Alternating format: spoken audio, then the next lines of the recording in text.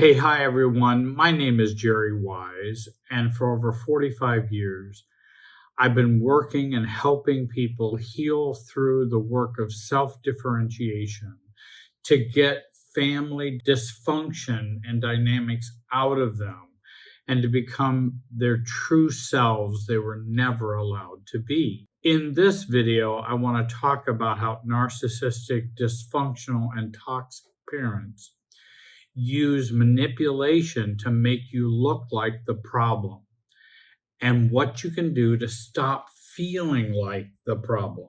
Narcissistic parents excel at turning every situation to their advantage, ensuring they remain blameless and shifting all of the fault onto their children. These manipulations are designed to control, create confusion, and to keep the child emotionally dependent.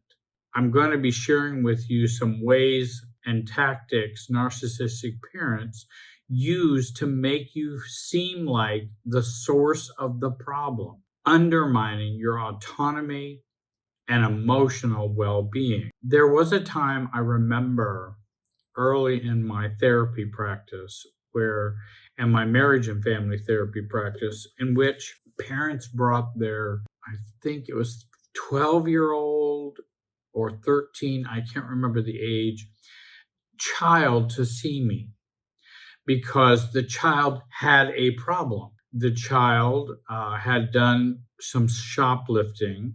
She was a straight A student, worked very hard, always tended to behave and do well.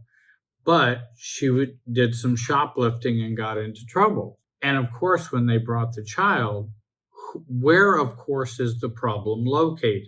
In their minds was located in the child. In my mind, the problem was located in the family, or how the parents may be treating the child or not dealing with their own issues. Come to find out, the child was very upset by the parents' arguments, upsetness, and there also threat and talk of divorce openly, creating lots of anxiety for the child. The parents had not been getting help for themselves, but when the child got caught shoplifting, then they had a problem they could focus on. And actually, it improved the relationship between her mother and dad. But the difficulty with that is it locates the problem in the child. And now the child feels like the problem. And so what I came to help them to discover was the importance of, if truly we can talk to the child and see how she is doing and help her with her feelings and managing life better.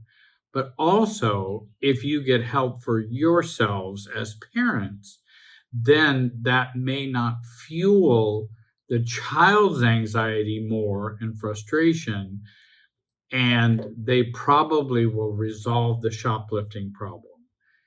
And that's exactly what happened. And so I think this child coming and growing up to be the problem is what is so common in narcissistic, dysfunctional, alcoholic, toxic homes, where the child is seen as the problem or causing the problem. So one way in which the parents will situate us in the family so that we are seen as the problem is through scapegoating. I think many of you have heard about being the scapegoat. Many of you may have been the scapegoat and still are the scapegoat. Or parents will use playing favorites to deal with unresolved anger, frustration, immaturity, secrets. They'll, instead of dealing with those, they will scapegoat someone in the family. Narcissistic parents often assign rigid roles like the golden child, who can do no wrong, and the scapegoat, who can do no right. If you happen to be the scapegoat and anything goes wrong, whether or not it's your fault, will be pinned on you. This dynamic not only isolates you, but reinforces the idea that you are the source of the conflict or problem, making it harder for others to see the parent's toxic behavior. Much like when the parents brought in their daughter who had shoplifted, they're happy, smiling, they're on board with each other to help their daughter. And so it's very hard to see that. Do you think these parents could be the problem? No, no, no. It must be the child who is the problem because they're pleasant, working together. Now they're getting along here because we have this problem to focus on our child, when actually it misleads you from where the real problems are. Secondly, another way in which toxic parents will shift the problem or blame to you is by gaslighting your reality. Narcissistic parents rewrite or deny past events, making you doubt your memory and the perceptions. If you express discomfort or confront them about harmful behavior, they may say things like, well, that never happened. You're just making that up. I don't know why you're making that up. This constant distortion of reality leaves you questioning yourself, fostering further dependence on their version of events.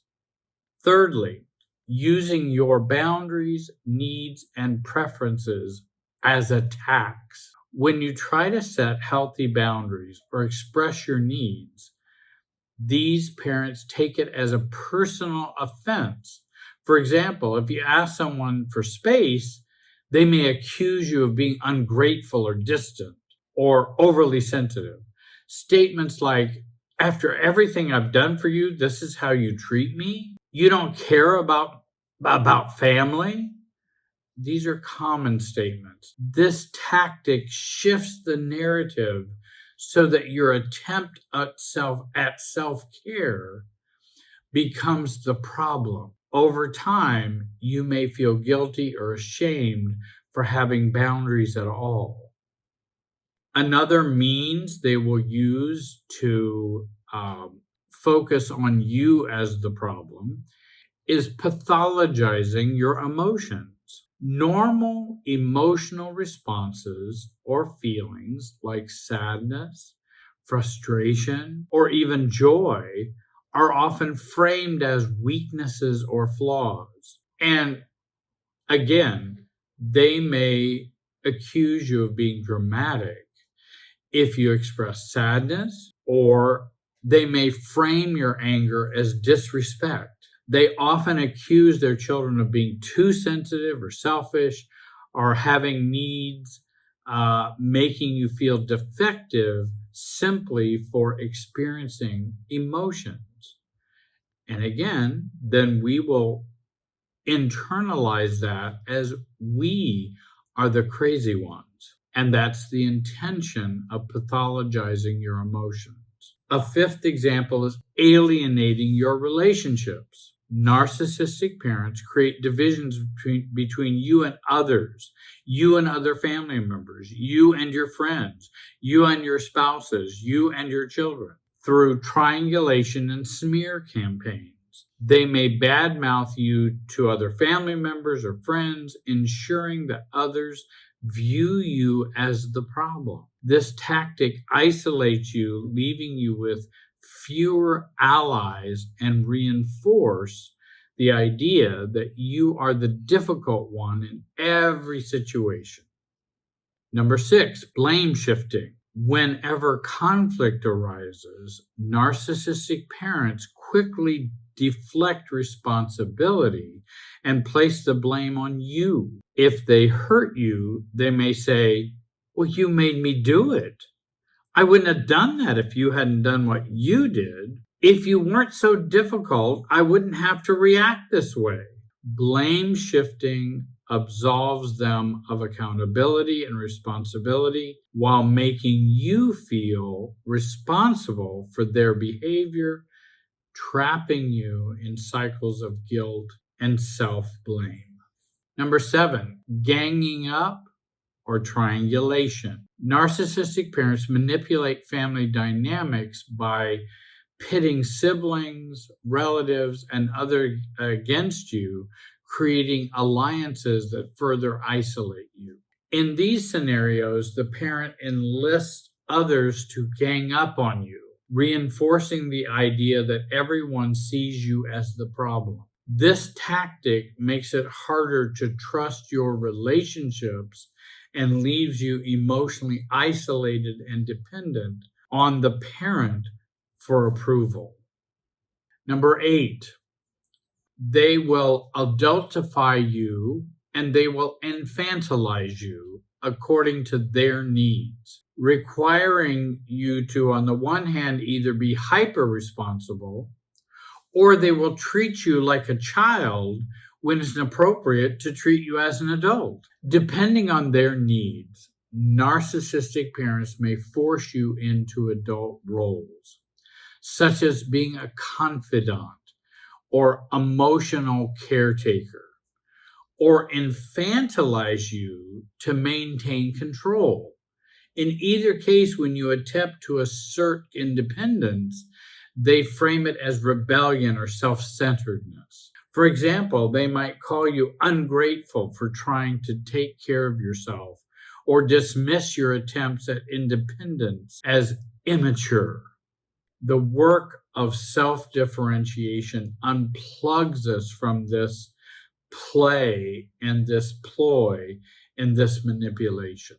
Let me give you some self-differentiation tips. The root of many of these lifelong struggles, whether emotional challenges, reactivity, or unhealthy relationship, stems from a lack of self-differentiation. Self-differentiation is the process of learning to separate your sense of self from the emotional entanglements of your family system and becoming the authentic person you were always meant to be, regardless of how others behave or whether they approve. Here are the key self-differentiation tips to begin applying to your life. Don't expect them to change. Focus on your response to the dysfunction. Instead of needing to control how others act, we focus on responding effectively with clarity and firmness, detachment, and commitment to maintaining our true self, whether others like it or not. Focus on building self-trust in your reality and build the differentiated self you were never allowed to be. Join the free training listed below. 84 minutes, totally free. Take advantage of that. I hope you will subscribe, comment, and like this video. Thanks for joining me today. Have a great day and be wise.